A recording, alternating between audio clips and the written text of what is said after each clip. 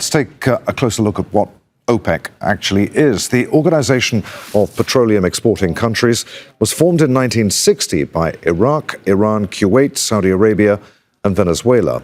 But it then expanded to include the UAE, Algeria, Libya, Nigeria, Gabon, Equatorial Guinea, and the Republic of Congo. OPEC members are responsible for around 40% of the world's oil. That can be more than 30 million barrels a day. The group meets to set oil production targets and to manage global oil prices for the group. OPEC Plus combines the original members with an additional 10 countries, including major oil producer Russia. Cornelia Meyer is a macroeconomist, commodity expert, and chief executive officer of Meyer Resources. She joins us now from Bern in Switzerland. Cornelia, a shock with the UAE leaving OPEC. What do you make of it? Well, good afternoon, Adrian, and thank you very much for having me. Well, yes, I was startled, but the UAE has for some time not been that happy because what OPEC does, its mandate is not to support the price. Its mandate is to keep markets adequately supplied. So during COVID, and when there was much oil on the market, obviously, the quotas were upped. And the UAE had invested so much in expanding its capacity, so they were not happy about being curtailed, their production being curtailed by the quotas.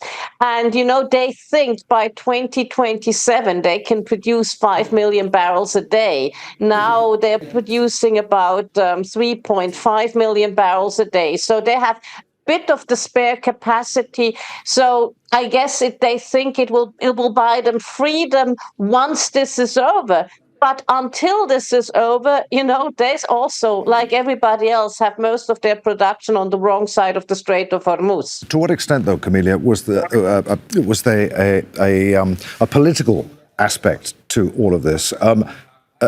The UAE has criticized the lack of support that it got from Gulf partners during Iran's attacks. Is this to do with geopolitics as much as it's to do with oil?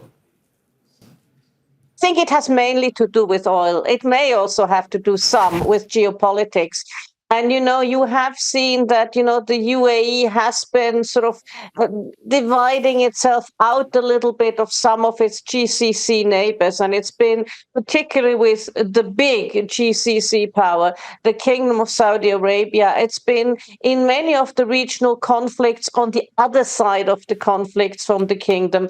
And that is not helpful. Personally, I think it's a pity they're leaving. Personally, I also think that once we're through this conflict, it will do one thing. It will insert more volatility, because OPEC has really done a fine job in terms of smoothing the waters and adding production when it was needed and taking it off when there was too much production, like, for instance, during COVID. So I think it's in terms of the stability of oil markets, it is not necessarily the best move, but OPEC will survive. OPEC has survived much more. Cornelia, if the UAE can now produce freely, does that open the door for other producers to reconsider their commitment to OPEC quotas? To what extent might there be a sort of, well, I'll have some of that too?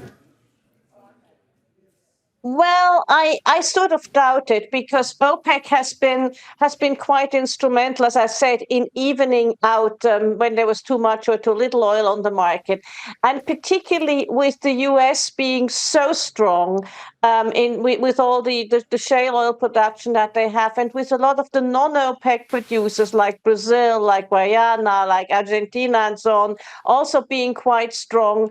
I think most of the OPEC members will see validity in having a coherent group.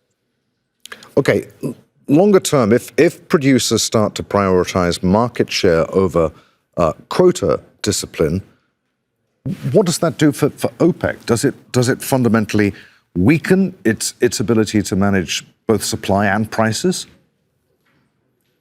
Well, I think that, as I said, OPEC doesn't see itself as somebody who manages prices. They see themselves as somebody who manages supply. I think they will. There will be discussions and OPEC discussions behind the scenes. There've always been strong discussions, but I think most of the OPEC member countries and also OPEC Plus see validity in working together. That doesn't mean that the discussions are going to be quite loud, but internally. But I think it's given where we are, there is validity in having OPEC, and most OPEC countries see that. The UAE is a little bit the odd man out here because there are, as you mentioned, some of the political issues, and there's also they've invested so much in more capacity that they just want to monetize it. Cornelia, what does this mean for you and me? When the Strait of Hormuz eventually reopens and supply normalizes, does the UAE's decision ultimately point to lower prices at the pump or simply more uncertainty? Simply, in my view, and I haven't run it through my model yet, but in my view, at this point, prima facie, it just adds to volatility. And volatility is a difficult thing. Imagine you're an airline and you don't know from one day to the next whether your jet fuel is worth 30% of the operating budget or 70% of the operating budget. You want stability. Cornelia, it's always great to talk to you. Many thanks indeed for being with us. Cornelia Meyer there in Bern in Switzerland. Thank you very much indeed.